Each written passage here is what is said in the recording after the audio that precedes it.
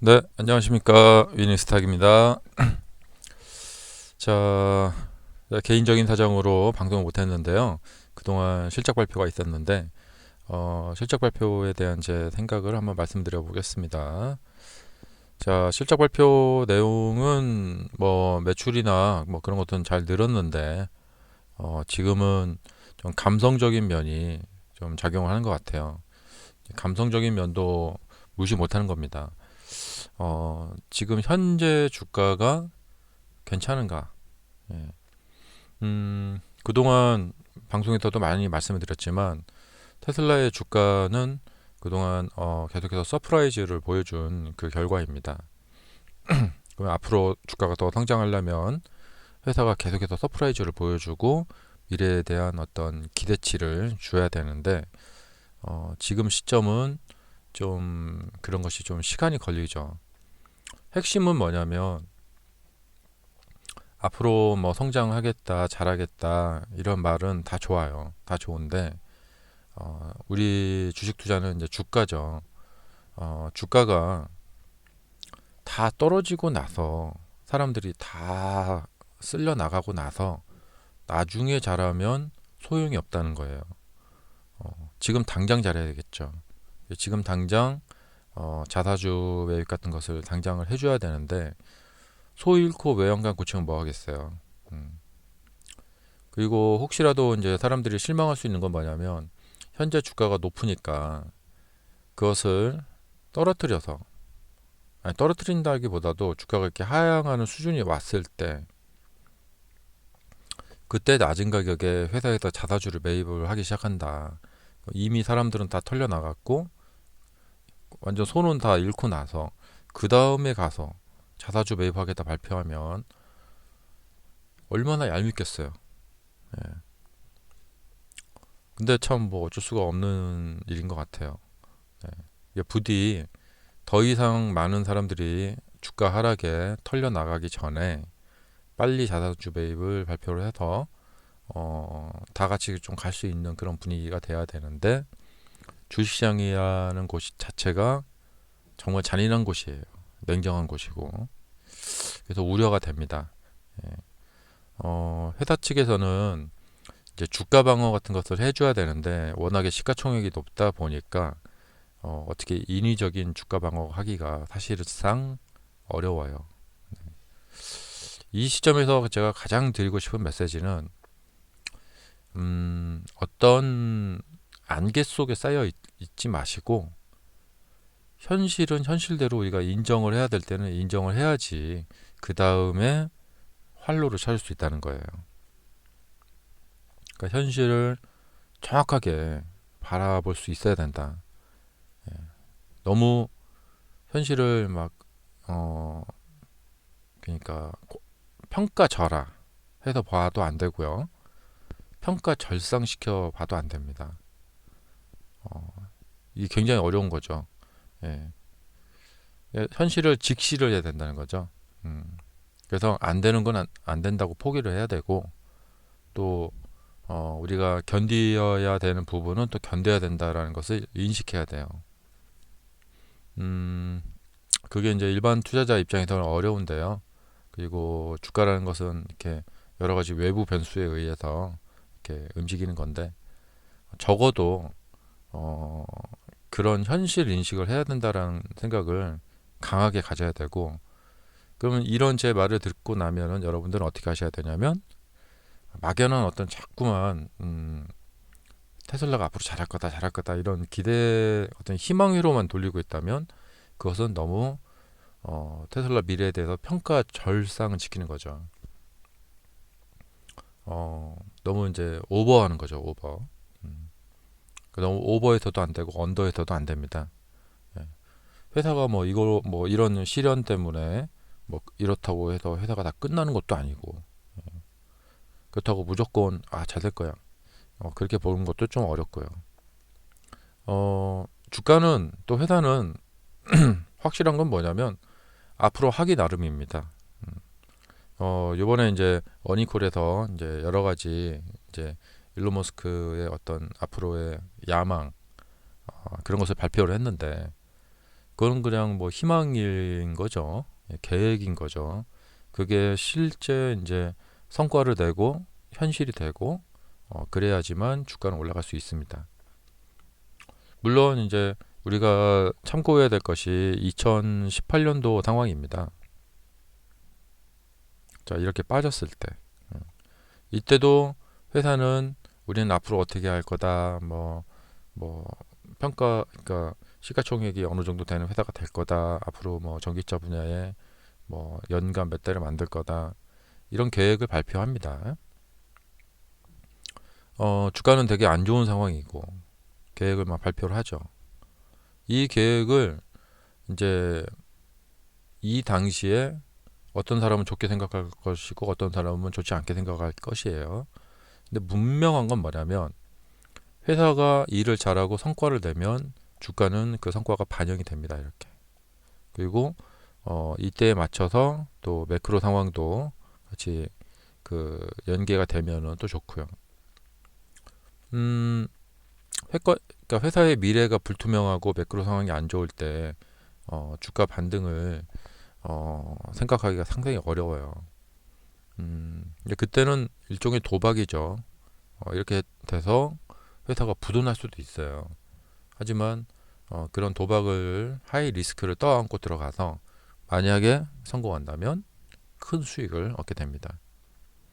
음, 그런데 일반 투자자 입장에서 이 회사 내부 사정이나 이 회사가 절대 뭐 부도나지 않을 거다 이런 것을 어떻게 알겠어요. 리스크를 굉장히 떠안고 조정이 이렇게 짧게 마무리가 될지 길게 갈지 알 수가 없는 거죠. 그래서 어, 너무 저가를 잡으려고 하는 생각에 집착하기보다는 길게 보고 길게 보고 조금 비싼 가격을 주고 사더라도 확인을 해가면서 매매하는 게 좋습니다. 지금 상황은 뭐냐면 앞으로 주가는 회사가 더 운영을 잘하고 또 개발도 잘하고 그리고 이런 상황에서 잘 견디고 그러면 나중에 또 이 회사가 한 단계 더 업그레이드가 될 거예요. 그리고 지금 하락하고 있는 상황에서 매수를 한다면 2018년도가 똑같은 거예요. 위기 상황이지만 내가 리스크를 떠안고 들어가겠다. 그런데 그게 성공하게 되면 저가 매수를 성공하게 되는 것이죠. 뭐 크게 뭐 어려운 건 아닙니다. 아니 뭐 어렵죠. 근데 뭐 별 다른 게 아닙니다.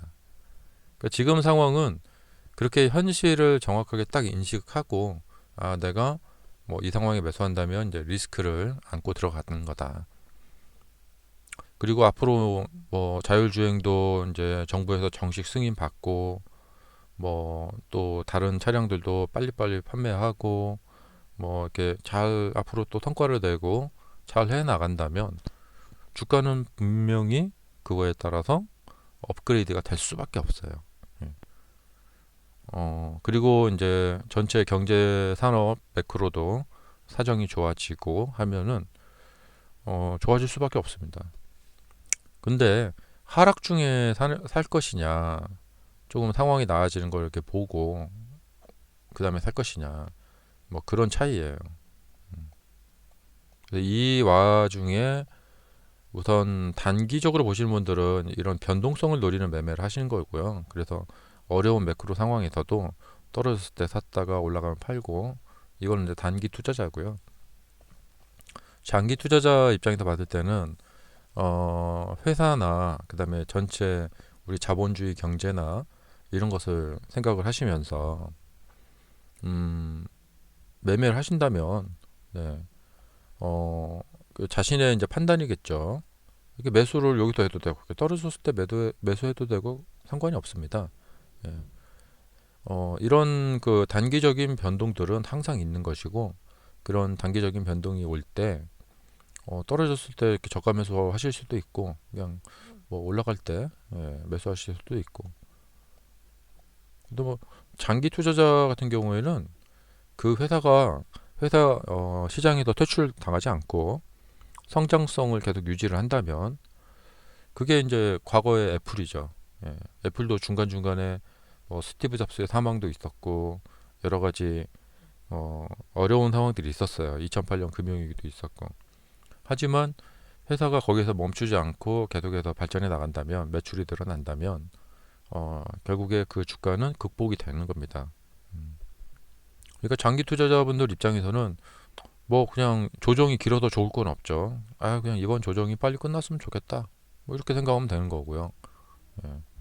또 신규로 이제 들어오실 분들은 어, 운이죠. 만약에 시장에 급변 사태가 벌어져 가지고 많이 빠진다. 그럼 싸게 살 수 있는 기회를 잡는 거고요. 그게 어려워서 분할 매수로 하락이 진행될 때 분할 매수로 이제 1차, 2차 이렇게 나눠서 천천히 이렇게 접근하는 겁니다. 그러니까 이런 식으로 합리적으로 원만하게만 매매를 하면은 별 탈이 없어요. 음. 자, 그리고 장기 투자를 하겠다고 생각해서 이제 여기서 이렇게 매수하신 분들은 그대로 좀 고생스럽지만 시간 많이 걸리지만 그대로 원래 계획대로 그렇게 하시면 됩니다.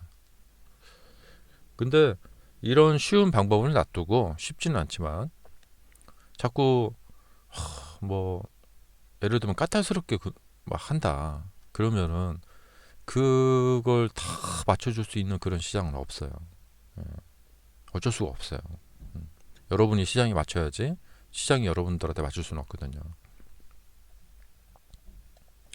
참 그러니까 이 주식시장을 하다 보면 좀그 애달픈 그런 상황도 많이 오고 그렇습니다. 음.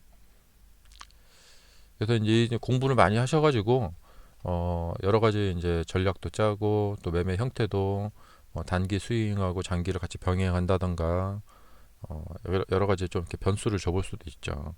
음. 그러니까 이제 일정 자금은 단기 스윙을 좀 하면서 수익을 내고 또 일정 자금은 장기로 넣어놓고 뭐 이렇게.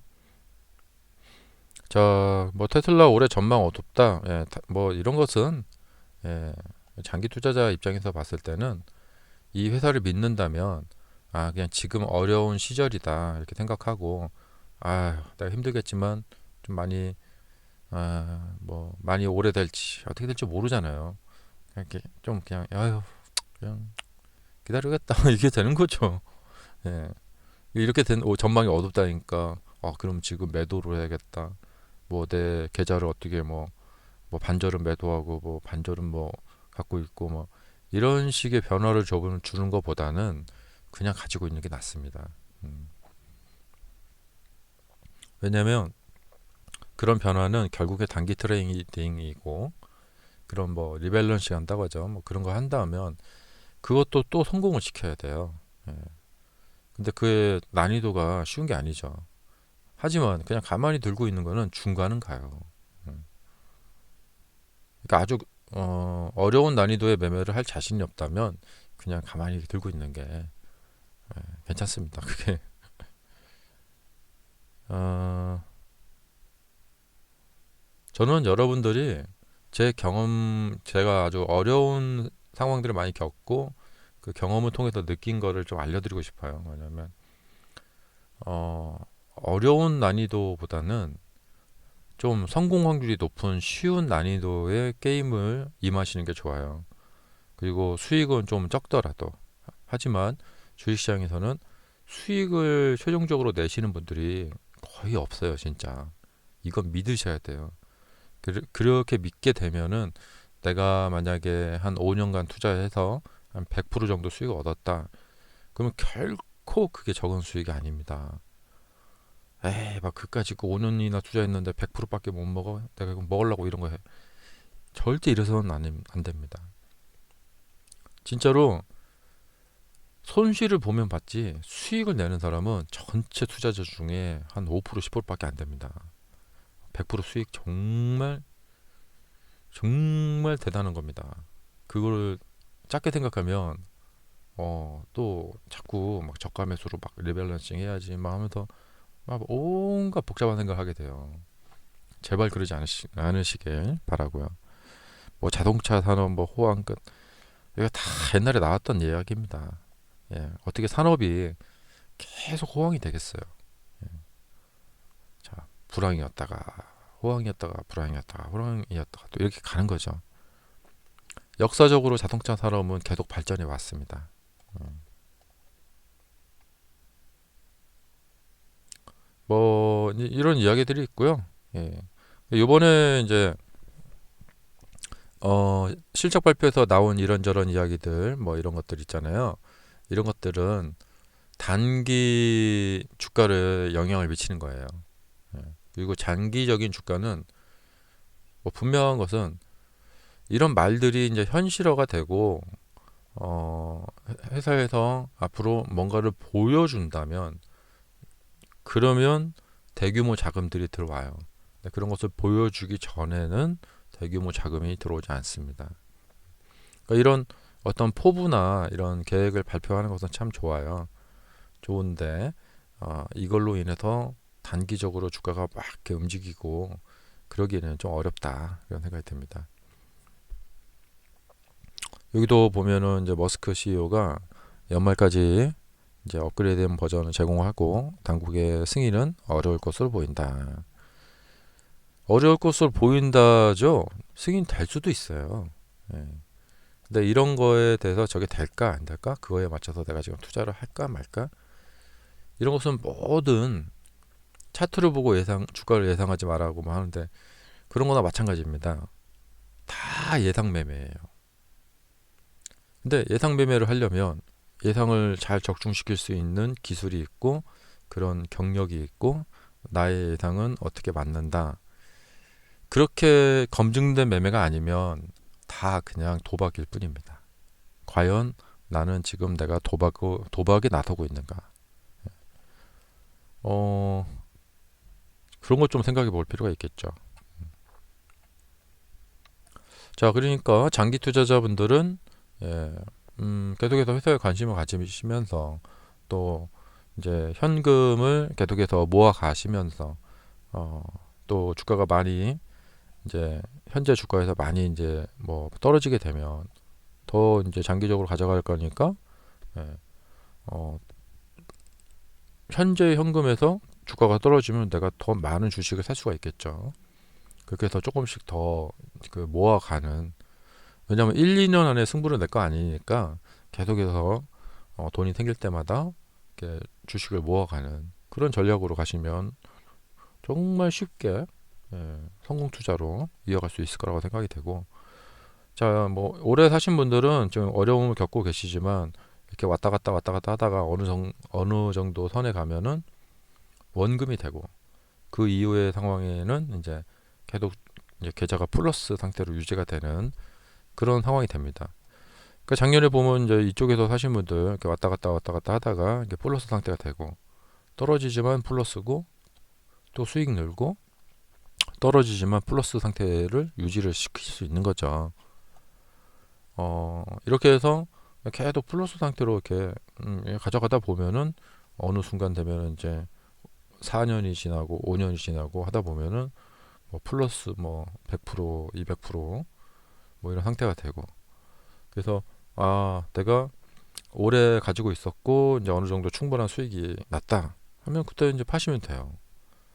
그리고 그 당시 또 어떤 또 빛나는 회사가 또 나타나면은 그 회사에 대해서 또 투자를 하시고 자 이렇게 원만하게 쉬운 방법이 있어요. 길게 보면은 이거는 그냥 주가는 노이즈에 불과합니다. 노이즈. 많이 올라왔으니까 이제는 그냥 뭐 주가가 많이 올라왔으니까 끝날 거야. 이런 생각도 역사적으로 뭐 코스트코나 애플 주가들 보면은 그 당시에는 다들 많이 올라왔다고 생각합니다. 이렇게 보시면 막 여기 막 600% 올라가면 와 많이 올라갔다. 이때도 뭐 언론들이 막 난리를 칩니다. 뭐 한 주에 막 1000달러짜리가 됐다. 뭐 1200달러짜리가 됐다. 심지어는 막 이때 막 2000달러짜리가 됐다. 막 2000슬라, 3000슬라 막 그랬거든요. 근데 지나고 나서 보면 저 밑에 있단 말이에요. 그러니까 이것도 뭐 무작정 그런 게 아니라 앞으로 세계 경제 규모의 확장, 그다음에 이 회사의 매출의 확장 그런 것을 생각을 해보면서 이게 완전 역사적인 피크가 아니다. 이 회사의 역사적인 고점이 아니다. 생각이 되시면 이 조정은 그냥 노이즈일 뿐이고 나중에 더 큰 수익으로 가져가실 수가 있겠죠. 근데 조정이라는 것은 쉽게 이렇게 지나가면 조정이 아닙니다. 잔인하기 때문에, 아주 어렵기 때문에 조정인 거죠. 예, 금융위기 때도 그랬고요.